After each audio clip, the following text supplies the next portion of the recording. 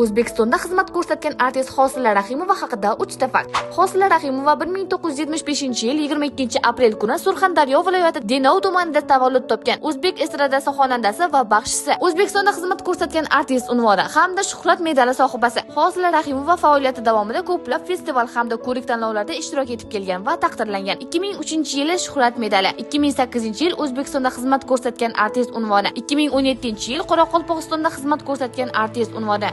Hosila Rahimovaning Bilarsan, Qizimga, Hay-haya, Jedinko, Roksana, Jonim, Boyvutcha, Alpomish kabi qo'shiqlari xalq orasida mashhur bo'lgan.